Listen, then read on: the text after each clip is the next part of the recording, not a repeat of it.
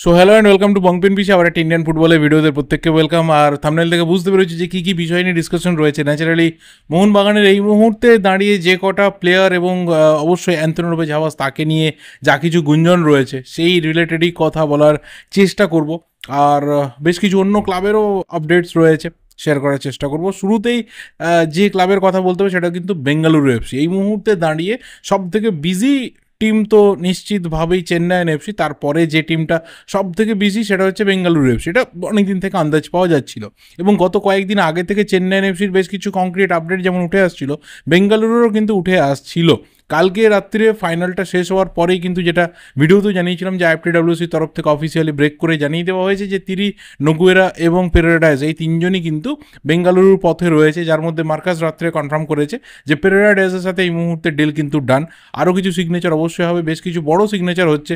এবং গত কয়েকদিন আগে থেকে একটা বিগ রুমার ছিল যে হুগো বুমোর কাছেও কিন্তু একটা স্ট্রং অফার রয়েছে এবং সেখানে মোহনবাগানকে তারা একটা হেফটি ট্রান্সফার ফি দিতেও রাজি রয়েছে। তো কোথাও একটা পুরো টিমের যে rebuilding from defence to forward, এটা কিন্তু বেঙ্গালুরু এফসি করছে। তবে অবশ্যই দেখতে হবে যে ইন্ডিয়ান কন্টিনজেন্ট যেটা রয়েছে সেটা কত ভালো পারফরমেন্স করে আন্ডার সুনীল ছেত্রী, কারণ মনে করা হচ্ছে যে আগামী সিজনটাই হয়তো সুনীল ছেত্রীর লাস্ট সিজন হতে যাচ্ছে। তবে এখন অবধি সেটার অফিসিয়াল কনফার্মেশন আসেনি। সম্ভবত 6 জুন যে আমাদের ম্যাচ রয়েছে কুয়েতের বিরুদ্ধে এবং তারপর কাতারের বিরুদ্ধে ওয়ার্ল্ড কাপ কোয়ালিফিকেশনসের লাস্ট ম্যাচ রয়েছে, সম্ভবত সেই দুটো ম্যাচের পরেই আমরা সিচুয়েশন জানতে পারবো। কারণ দীর্ঘদিন ধরে সুনীল ছেত্রী কিন্তু জানিয়েছে যে he wants to play the third round, যেটা ওয়ার্ল্ড কাপ কোয়ালিফিকেশনসের থার্ড রাউন্ড, যেখানে আমরা এখনও অবধি রিচ করতে পারিনি। সেখানে কোথাও সুনীল ছেত্রী চায় যে নিজের দেশকে রিপ্রেজেন্ট করতে। তো সেখানে যদি আমরা পৌঁছতে পারি তাহলে সুনীল ছেত্রীর স্ট্যান্ড পয়েন্ট কী হবে রিটায়ারমেন্ট নিয়ে বা কন্টিনিউ করা নিয়ে, সেটা আমরা বুঝতে পারবো। জুন মাসে হয়তো পুরো ব্যাপারটা ক্লিয়ার হয়ে যাবে। জুলাই থেকে আমরা জানি যে অফিসিয়ালি সিজন কিন্তু স্টার্ট হয়ে যাবে। ডুরান্ড কাপ জুনের শেষ থেকে এসে যাবে, মানে ওয়ার্ল্ড কাপ কোয়ালিফিকেশনসের ম্যাচ হয়ে যাওয়ার পর থেকে এসে যাবে। জুলাই মাসে তো এএফসি চ্যাম্পিয়ন্স লিগ 2 এর কোয়ালিফিকেশনস রাউন্ড রয়েছে, যেখানে ইস্টবেঙ্গল যাচ্ছে। তারপরে অগস্ট বা সেপ্টেম্বর মাস থেকে কিন্তু এএফসি চ্যাম্পিয়ন্স লিগ 2 শুরু হয়ে যাবে, যেখানে গ্রুপ স্টেজে মোহনবাগান রয়েছে। তো সিজন স্টার্ট হয়ে যাবে। সেই মুহূর্তে বেঙ্গালুরুর ক্যাপ্টেন কী করছেন বা ইন্ডিয়ান ন্যাশনাল টিমের ক্যাপ্টেন কী করছেন সেই নিয়ে আপডেট তো নিশ্চিতভাবেই আসবে। তবে বেঙ্গালুরু যে পুরো টিমটাকে রিবিল্ড করতে চাইছে এটা এই মুহূর্তে পুরোপুরি পরিষ্কার। এবং তার সাথে আরও একজন টপ ইন্ডিয়ান প্লেয়ার, ইন্ডিয়ার right back centre back Rahul Bheke, তাকেও কিন্তু বেঙ্গালুরু এফসি সই করিয়ে নিয়েছে। জানুয়ারি মাসে একটা প্রি কন্ট্রাক্ট কিন্তু তার সাথে হয়ে গেছিল, সেই মোতাবেকই কিন্তু রাহুল ভেগে আবারও মুম্বাই সিটি এফসি থেকে তার পুরনো ক্লাব বেঙ্গালুরু এফসিতে জয়েন করছে। তো রাহুল ভেগেকে নিয়ে গত কয়েকদিনে যে মার্কেটের রিউমার ছিল সেই রিউমারগুলো পুরোপুরি যে ফলস রিউমার সেটা এই মুহূর্তে বোঝা যাচ্ছে।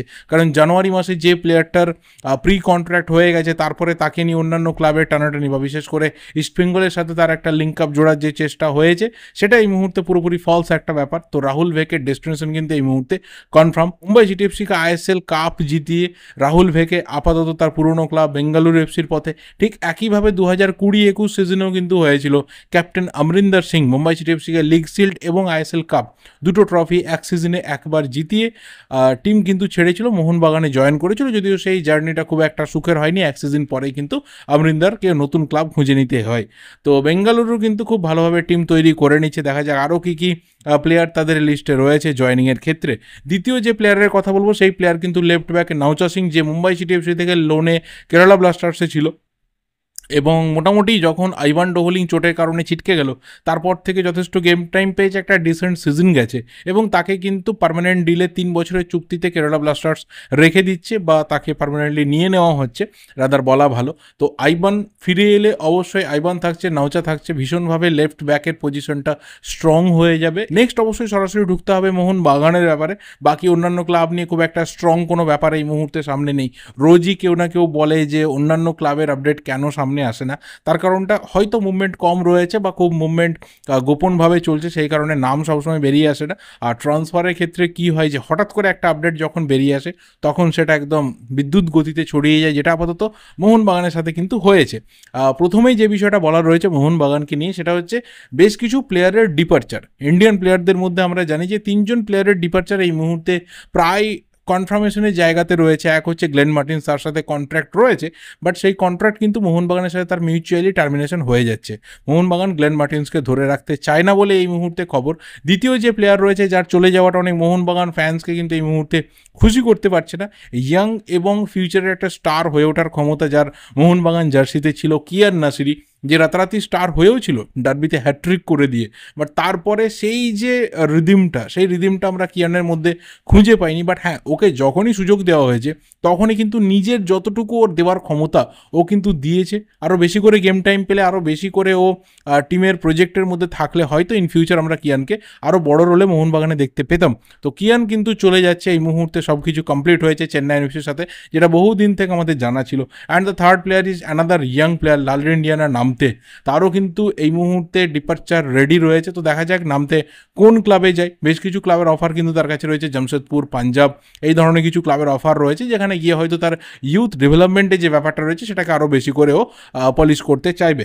যদি ফরেন প্লেয়ারদের কথা বলি, যেখানে সব থেকে বেশি চাহিদা রয়েছে সবার জানার, অবশ্যই তোমরা জানো যে ডিফেন্স একটা বড় চেঞ্জ হয়তো আসতে চলেছে। সেখানে ব্রেন্ডন হামিল তো বেরিয়েই যাচ্ছে, হেক্টর ইউজতেও বেরিয়ে যাওয়ার কিন্তু চান্স এই মুহূর্তে সম্ভাবনা বেড়ে যাচ্ছে। অবশ্যই হেক্টর ইউজতে এই সিজনে শুধুমাত্র একজন বিগ প্লেয়ার হিসেবে না, একজন ভাইটাল প্লেয়ার হিসেবে কিন্তু পারফরমেন্স করেছে। তাকে ছেঁটে ফেলার সিদ্ধান্ত বা তার পরিবর্তে নতুন কাউকে নিয়ে আসার সিদ্ধান্ত এতটা ইজি হবে না মোহনবাগানে। এত ইজিলি কিন্তু তাকে সরিয়ে অন্য প্লেয়ার নিয়ে আসা, সেই জায়গাতে পারফেক্ট রিপ্লেসমেন্ট খুঁজে আনা, that will not be a easy task. কিন্তু সেটা মোহনবাগানে অবশ্যই করতে হবে, কারণ আরও একজন স্পিডি, আরও একজন ইয়াং, আরও একজন স্ট্রং ডিফেন্ডার মোহনবাগানে লাগবে। কারণ তুমি যখন এফসি চ্যাম্পিয়ন্স লিগ 2 খেলতে যাচ্ছ, সেখানে তোমার ভাগ্যে কোন টিম অপোনেন্ট হিসেবে পড়বে, সৌদি থেকে, কাতার থেকে, ইউএই থেকে, না উজবেকিস্তান থেকে, you just don't know.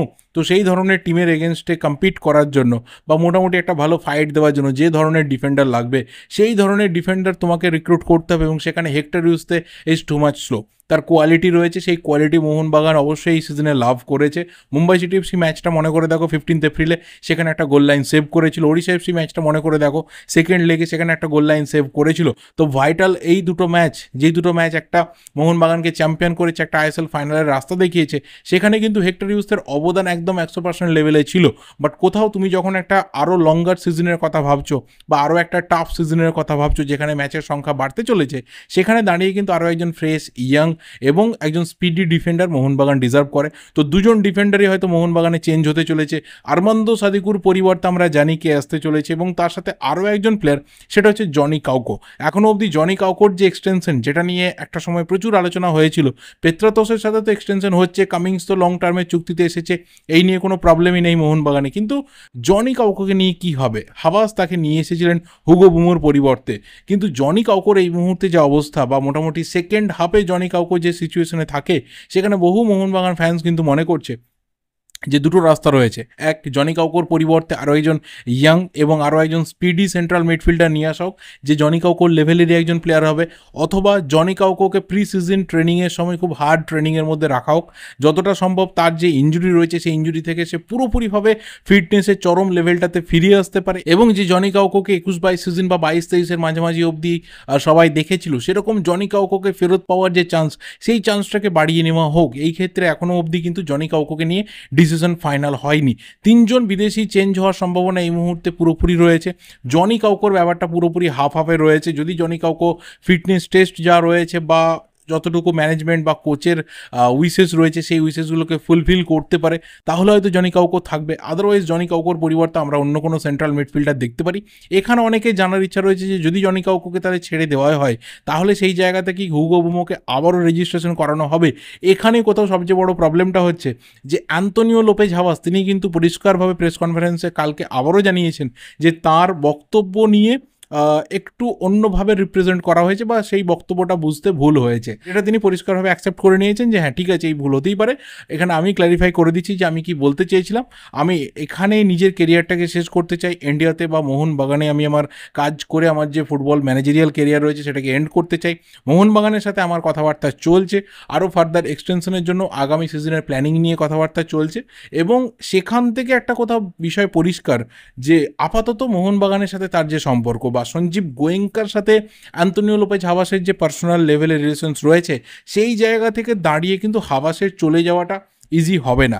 Habas এই সিজনে ফেরান্দোর ছেড়ে যাওয়া যে জায়গা, সেই জায়গা থেকে মোহনবাগানকে প্রায় 4 নম্বর পজিশনটাকে টেনে তুলে নিয়ে এসে টপ পজিশনে নিয়ে এসে তিনি চ্যাম্পিয়ন করেছেন। তিনি এফসি চ্যাম্পিয়ন্স লিগ 2-এ নিয়ে যাচ্ছেন। তার সিস্টেমে মোহনবাগান যেভাবে খেলেছে, যে ফ্ললেস খেলা আমরা দেখেছি, ফাইনালটা একটা পুরোপুরি ডিফারেন্ট গেম ছিল, বাট তার আগে অবধি যে ম্যাচ আমরা দেখেছি তার কোচিংয়ে মোহনবাগানকে খেলতে, সেখানে কোথাও মোহনবাগান ম্যানেজমেন্ট আশাবাদী থাকতে পারে যে আন্ডার অ্যান্তোনিও লোপেজ হাবাস আগামী সিজনে 2024-25-এও কিন্তু মোহনবাগান ভালো কিছু করবে। তো সেই জায়গা থেকে হাবাসের থেকে যাওয়া যদি চূড়ান্ত হয়, যদি কোচ হিসাবেই চূড়ান্ত হয়, তাহলে তিনি এতগুলো কথা বলতেন না। তাহলে তিনি রীতিমতো এটাকে স্কিপ করে বেরিয়ে যেতেন যদি তাকে টেকনিক্যাল ডিরেক্টর হিসেবে রাখা হয় এবং আবারও একজন অন্য কোচ নিয়ে আসা হয়। এই সিজনে দেখা গেছে যে সেটা কিন্তু খুব একটা ক্লিক করেনি। যখন দুজন একদমই ডিফারেন্ট টাইপের মানুষ হবেন, দুজনের যখন প্লেইং স্ট্র্যাটেজি রয়েছে বা ভিশনটা রয়েছে ফুটবল নিয়ে, সেটা পুরোপুরি ডিফারেন্ট হবে। অনেক সময় সেটা কিন্তু ক্লিক করে না, বড় বড় ক্লাবে ক্লিক করে না, তো আমাদের দেশেও ক্লিক করেনি সেটা। মোহনবাগানের ক্ষেত্রেও ভীষণভাবে ফেল করেছিল। ফেরান্দো চলে যাওয়ার পরে সেই কারণে কিন্তু রাতারাতি আন্দ্রে লোপেজ হাবাসকে নিয়ে আসতে এবং তিনি পুরো সিচুয়েশনটাকে চেঞ্জ করে দিয়েছিলেন। তো কোথাও যদি এক্সটেনশনের কথাবার্তা হয়, যদি তাকে রেখে দেওয়ার কথাবার্তা হয়, তাহলে কিন্তু তাকে হেড কোচ হিসেবে রেখে দেওয়ার আলোচনা এই মুহূর্তে থাকবে। এবং যদি হাবাস হেড কোচ হিসেবে থাকেন, তাহলে হুগো বুমোর যে ফিউচার রয়েছে সেটা আমরা জানি যে কি হতে চলেছে। হুগো বুমো মোহনবাগানে হয়তো থাকবে না, নতুন কোনো ক্লাব যেহেতু তার কাছে অফার রয়েছে, সে অফারকে অ্যাকসেপ্ট করবে। তো জনি কাউকো থেকে গেলে তো থেকে গেল, কোচের রাস্তা থাকলে বা ম্যানেজমেন্টের রাস্তা থাকলে, আদারওয়াইজ জনি কাউকোর লেভেলের একজন সেন্ট্রাল মিডফিল্ডার নিশ্চিতভাবেই মোহনবাগান নিয়ে আসার প্ল্যান করবে। এবং হাবাসের এই মুহূর্তে থেকে যাওয়া বা 24-25-এ হেড কোচ হিসেবে থেকে যাওয়ার চান্স কিন্তু এই মুহূর্তে প্রবল। দেখা যাক ফাইনালি কী ডিসিশন হয়। যদি তাঁর পছন্দের কেউ হেড কোচ হন, তিনি যদি টেকনিক্যাল ডিরেক্টর হিসেবে কাজ করতে চান, তাহলে ভালো। আদারওয়াইজ যদি মোহনবাগান ম্যানেজমেন্টের তরফ থেকে অন্য কাউকে কোচ নিয়ে এসে তাকে টেকনিক্যাল ডিরেক্টর করে জোর করে একটা মার্জ করানোর চেষ্টা হয়, তাহলে সেটা ওই একইভাবে ফেরান্দো এবং হাবাসের যে সম্পর্কটা ছিল সেই মতোই একটা খিচুড়ি ব্যাপারে কিন্তু আটকে যাবে, যেটা অবশ্যই মোহনবাগান জনতা কোনোদিনই চাইবে না। কারণ যেই সিস্টেমে মোহনবাগান খেলুক না কেন, সেই সিস্টেমে টিমটা যেন পুরোপুরি ফ্ললেসভাবে খেলে, একটা ফ্লুয়েন্সি যেন থাকে, এবং অবশ্যই যে হারমোনি রয়েছে, ড্রেসিং রুমে যে এনভায়রনমেন্ট রয়েছে, যে ডিসিপ্লিনারি ইস্যুস রয়েছে, সেই সমস্ত কিছু যেন স্টেবল জায়গাতে থাকে, এটা মোহনবাগান জনতা কিন্তু এক্সপেক্ট করবে এবং তাদের একটা ডিজায়ারও থাকবে। তো সেই জায়গা থেকে ম্যানেজমেন্ট কী ডিসিশন নেই সেটাই দেখার বিষয় হবে। And the last thing is Sadiku, তার পরিবর্তে কিন্তু আপাতত জেমি ম্যাকলারেনের আশাটা এই মুহূর্তে প্রায় চূড়ান্ত হয়ে গেছে। বহু জায়গা থেকে ব্যাপারটা ব্রেকিং করে বার করা হয়েছে। মোহনবাগানে বেশ কিছু ফ্যান ক্লাব, স্পেশালি MBFT 89, তাদের তরফ থেকে প্রথমে এক্সক্লুসিভলি জানিয়ে দেওয়া হয় যে জেমি ম্যাকলারেন কিন্তু মোহনবাগানে আসছে, মাল্টি ইয়ার ডিলে আসছে, এবং সম্ভবত তার সাথে মোহনবাগানের একটা বাৎসরিক 4.5 crore অ্যামাউন্টের একটা চুক্তি হচ্ছে। সমস্ত কিছু মিলিয়ে, তার স্যালারি, পার্কস, বোনাস সমস্ত কিছু মিলিয়ে তো একটা হিউজ ডিল মোহনবাগানের জন্য। তো জেমি ম্যাকলারেন অস্ট্রেলিয়াতে প্রায় সমস্ত কিছুকে কনকোয়ার করে আপাতত ইন্ডিয়ার পথে 2বার ওয়ার্ল্ড কাপ খেলেছে। তো পুরোপুরিভাবে অস্ট্রেলিয়ান লিগকে হজম করে নিয়ে এসে আপাতত ISL-এর পথে। দেখা যাক তার এই আগমনটা, তার মোহনবাগানের সাথে নতুন এই জার্নিটা কতটা ভালো হয়। এবং AFC চ্যাম্পিয়ন্স লিগ 2 এর কথা মাথায় রাখলে এই ধরনের ফরওয়ার্ড কিন্তু মোহনবাগানে ভীষণভাবে দরকার ছিল, যেখানে 3 জন অস্ট্রেলিয়ান ফরওয়ার্ডের ওপর মোহনবাগান ভীষণভাবে রিলাই করে থাকবে। তো দেখা যাক এই সিগনেচারটা কত ভালোভাবে মোহনবাগানের জন্য এফেক্টিভ হয়। এবার তোমাদের যা যা ওপিনিয়ন্স রয়েছে রিগার্ডিং অল দিস থিংস অবশ্যই কমেন্ট করে জানাতে থাকো। এই ভিডিওটা এই অবধি, ভালো লাগলে লাইক করো, শেয়ার করো। দেখা হবে পরের ভিডিওতে। Till then subscribe the channel যদি নতুন হয়ে থাকো। Thank you, good bye and good night.